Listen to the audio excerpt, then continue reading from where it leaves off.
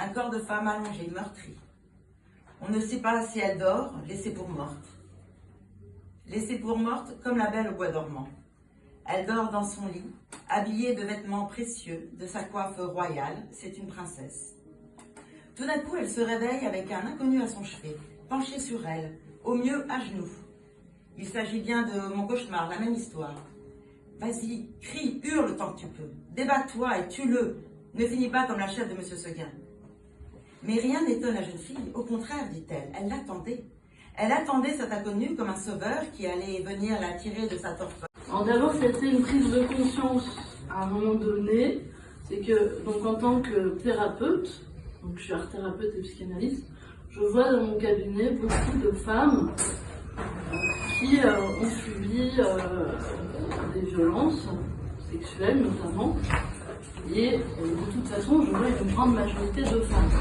C'est-à-dire très peu d'hommes. Je me suis dit qu'il y a un problème. Pourquoi est-ce que j'ai si peu d'hommes? J'ai presque que des femmes. Est-ce que c'est un problème dans notre société, hein? Est-ce que les femmes souffrent plus dans notre société? Je pense que oui. Donc c'est pour ça que j'ai écrit ce livre. Et je suis allée chercher donc dans les origines du conte et les anciennes versions du conte de la Belle au bois dormant. Et j'ai trouvé des choses qui sont pas très agréables à trouver, quoi. Hein, donc moi aussi, j'étais un petit peu déçue. Alors pour ceux qui pensent toujours que la Belle au bois dormant c'est une super jolie histoire, ben c'est décevant. En fait, j'ai l'impression d'être un peu trompée, quoi. Parce que quand j'étais petite, on m'a raconté que c'était une belle histoire où je pouvais m'identifier en tant que femme à l'image de la Belle au bois dormant, puis en fait, non, quoi. C'est quand même pas terrible de s'identifier à cette femme-là. Hein. Et donc ça m'amène à vous parler un petit peu du contenu du livre. Dans la première partie, j'ai recoupé plusieurs versions des contes de la Belle au bois dormant. Voilà, dans toutes les versions, par exemple, la Belle au bois dormant, elle tombe dans un sommeil de mort après s'être piquée avec le fuseau. Bon, pourquoi elle tombe dans un sommeil de mort? C'est quoi? Qu'est-ce que ça raconte, ça? Qu'est-ce que ça veut dire le symbole du fuseau et de la quenouille? Qu'est-ce que ça veut dire filer la quenouille? Hein, ça a quand même un sens assez précis quand on les regarde de plus près. Après, dans les versions, une chose qu'on ne sait pas et que Perrault justement n'a pas raconté parce qu'il a voulu adoucir les choses pour la cour de Louis XIV, mais en fait, dans toutes les anciennes versions, après la visite du prince, la Belle au bois dormant, elle tombe enceinte. Ah ouais.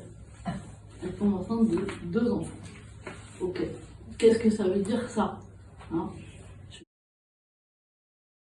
Donc, il ne peut pas remettre en question cette conception de la sexualité féminine, selon Freud, et masculine aussi. Hein, et voilà, donc c'est quelque chose d'impossible pour lui. Alors le problème, c'est qu'aujourd'hui, il y a beaucoup de psychanalystes qui se réfèrent toujours à la conception de Freud. Donc, je ne vois pas comment on peut aider des femmes en thérapie avec cette conception-là. C'est-à-dire, mon prince, ça fait longtemps que je vous attends, ok? Mais il n'y a aucune remise en question. Qui l'attendait? Il ne l'attend pas, il va la chercher. C'est la différence de la position féminine qui est passive et la position masculine qui est active. Ouais. Elle est endormie. Elle est prisonnière. Elle est prisonnière de son endormissement et de chez elle. Et de chez elle, bien sûr. Tu seras un prédateur sexuel, tu seras fort, tu seras un conquérant, etc. Ça se transmet aussi, ça. Et ça, j'en parle aussi dans le conte, parce que dans l'histoire, il y a un vieil homme dans la forêt qui dit au prince, il dit, tu sais, là-bas, il y a une jeune femme dans le château, vas-y, tu peux y aller.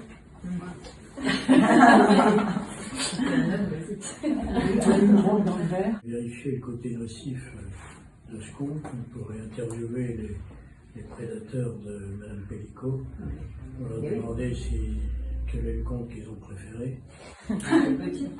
Si jamais on avait une dominante avec ce conte, ça attesterait d'une nocivité extrêmement dangereuse. Oui. Est-ce une amie qui me l'aurait raconté? Est-ce le vécu d'une femme proche que j'aurais repris à mon compte, auquel je me serais identifiée? Et je te vois allongée dans le lit avec ta coiffe égyptienne, celle des princesses, brodée d'or. Elle encadre ton visage, ton si beau visage. Mais il est à moitié caché sous le drap. Je suis petite, je me réveille et je sens que quelque chose ne va pas.